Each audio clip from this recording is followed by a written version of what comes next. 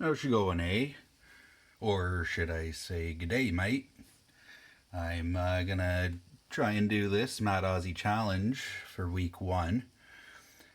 First off, big shout out to Alex Who and his awesome idea for a giveaway, putting us all a little outside our comfort zone, giving us some great challenges uh, that I think is gonna make us all better pickers and better lock sporters in general. And I'm definitely going to say that this first challenge has definitely had me spinning and working up some new skills. I have played around a bit with some left-handed picking before, as Down Under Monkey had mentioned. I like trying new things and make things more difficult for myself than I have to. And I did have a couple attempts doing this already with some of the Lockwoods that I got from Down Under Monkey, but to no avail. I did manage once to get the 234B45 that you saw me pick in Lowell's Wild 1 year giveaway entry, but wasn't able to pull it off on camera. Tried a few times, and so I'm gonna go with my old trusty Wilson Bohannon that you guys are probably familiar with me having picked before. That's the bidding on the key. I really love this lock. It's a great bidding. Just a really nice lock in general. It's kind of one of my favorites to pick as a comfort lock. So I'm going to have a crack at this. I think I should be able to pull it off. It's, like I said, it's one of my comfort locks. It's probably the lock that I'm the most comfortable with in normal circumstances. And I had a couple practice runs and it seemed to go a lot better than trying on the Lockwoods.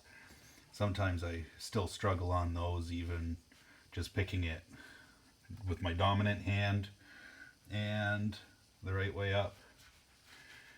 So I'm going to attack it with my Sparrow's Offset Hybrid. Pins oriented down, as I'm used to picking it with the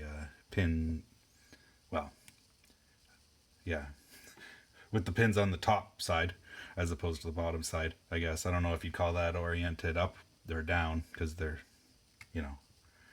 hanging down, I guess.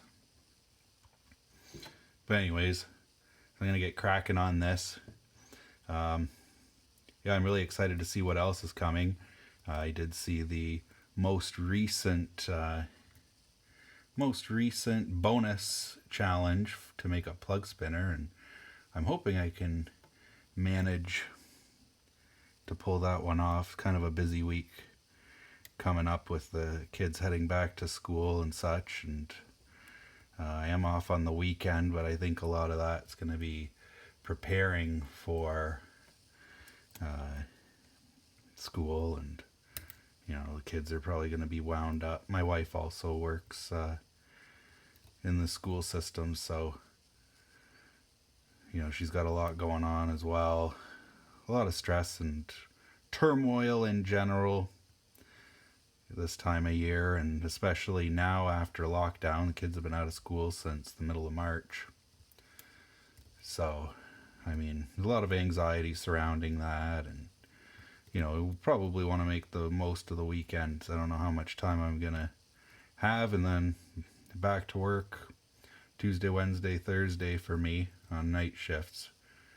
So I don't know if I'm lucky, maybe on Monday night when I have a little bit of time to myself, when everybody's gone to bed, be at school the next morning, maybe I'll be able to do some crafting, but I'm not particularly hopeful.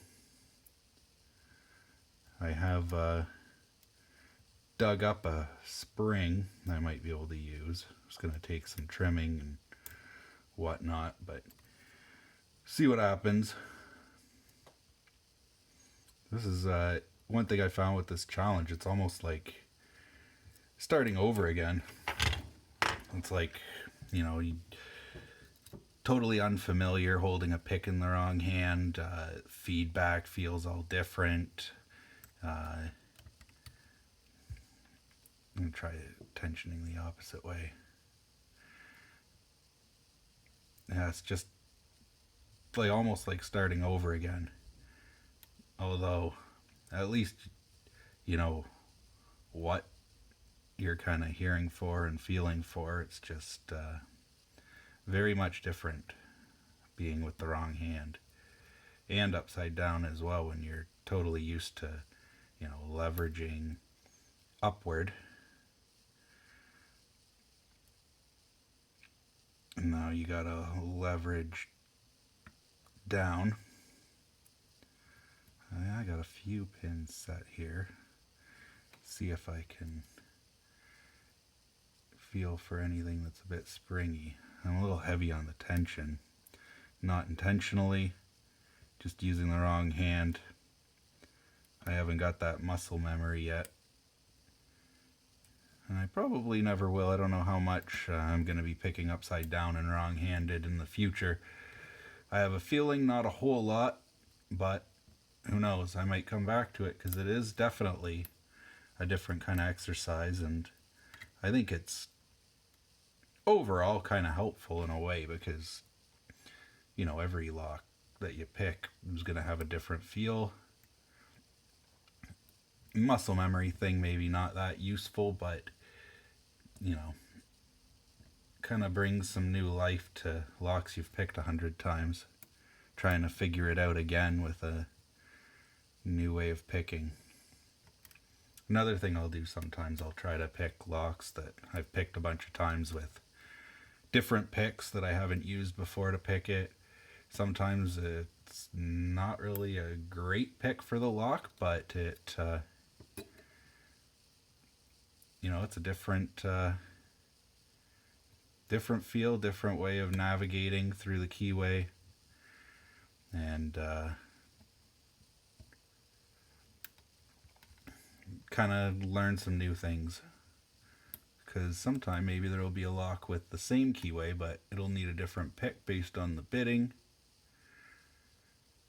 And sometimes I try a different pick, and I actually think it works out better, and it kind of taught me something new that way as well, that maybe a different pick than I thought was the right pick for a lock is actually not.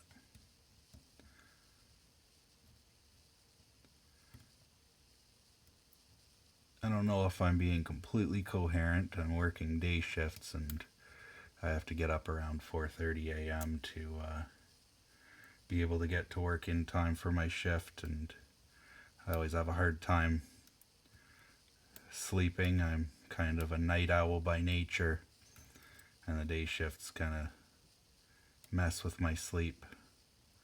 Surprisingly, most people would feel that way about night shifts, but for me, I'd much rather work nights than days.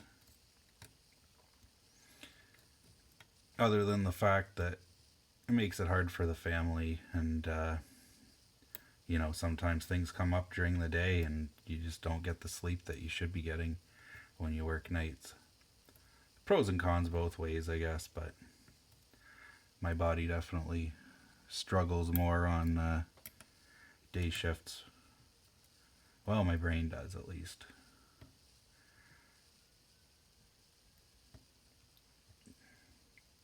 I can actually pick this a lot easier in hand. I don't really do a whole lot of ice picking.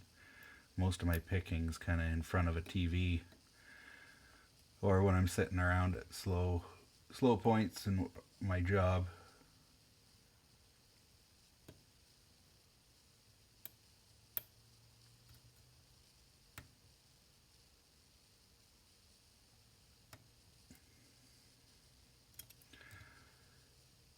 So that's even adding a little bit of a challenge, just throwing it into ice, if I'm being honest.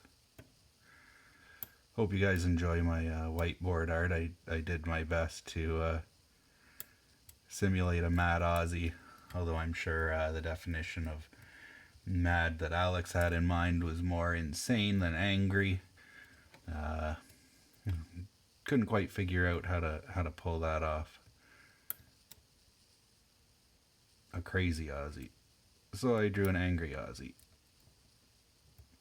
Tried to get the hat right. I don't even know where I've seen that hat, but that's the hat I think of when I think of Australians and the outback and such.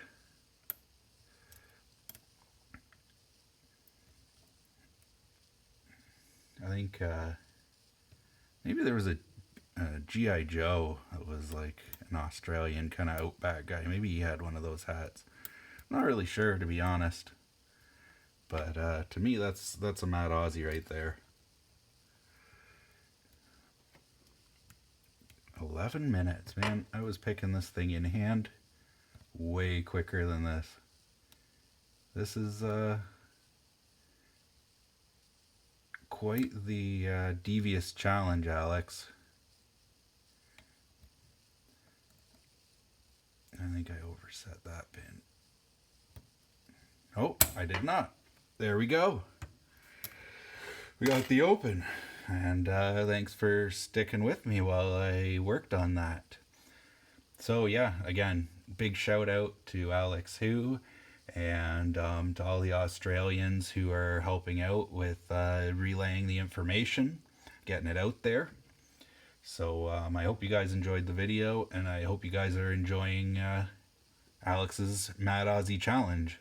I know I am, and I'm looking forward to seeing what's still in store. That's all I got to say for now. Have a good one.